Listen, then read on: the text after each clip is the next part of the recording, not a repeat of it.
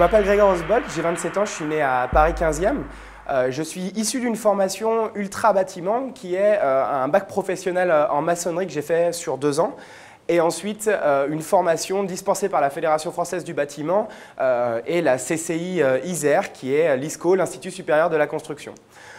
Tout ça m'a permis de devenir cadre et référent sur des process de chantier, qui est vraiment la gestion de travaux sur un plan financier, technique et humain. Après cette expérience donc, de conducteur de travaux tout corps d'État, j'ai vraiment voulu pousser mes connaissances concernant vraiment l'entrepreneuriat. Et j'ai eu vraiment la chance de pouvoir rentrer à l'incubateur de l'EM Lyon qui aujourd'hui me permet d'approfondir vraiment mes connaissances sur la gestion et surtout la création d'entreprises. Alors j'ai fondé l'entreprise Enjo Aménagement sur un constat personnel. C'est venu d'une idée, d'une aventure que nous avons pu avoir avec mes grandes sœurs. Nous avons été en situation d'aidant familial. Et nous avons dû prendre des décisions concernant l'endroit et l'environnement dans lequel vivait notre grand-mère. Et ça a été très compliqué de trouver toutes les informations possibles et imaginables pour aménager son logement. Et donc l'idée est partie de là. Enjo Aménagement a pour but vraiment de faire de l'aménagement de logements pour les seniors qui sont en situation de dépendance. C'est-à-dire que nous mettons en œuvre des solutions bâtiments pour pallier au problème de dépendance des personnes dans leur logement privatif.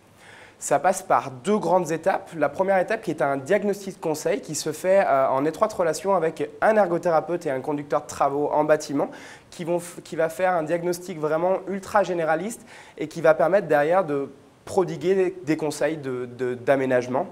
Ensuite, nous avons des équipes spécialisées avec le savoir-faire et le savoir-être de travaux pour pouvoir aménager complètement le logement.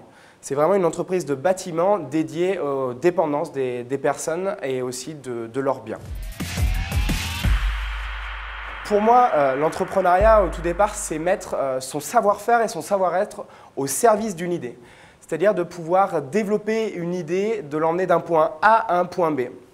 Derrière, avec potentiellement les capacités de réussir et d'avoir le succès. Mais vraiment, au tout départ, c'est de pouvoir développer cette idée dans un cadre et dans un contexte économique donné. Ensuite, pour moi, l'entrepreneuriat, c'est vraiment une question d'humain et de passion. On ne peut pas construire sans équipe, on ne peut pas développer une idée seule. L'important, c'est de savoir trouver des personnes autour de soi qui vont venir nous aider à des instants T. Ça peut être une journée, comme ça peut être 2 ans, 3 ans, jusqu'à le début ou voire même la fin de l'entreprise.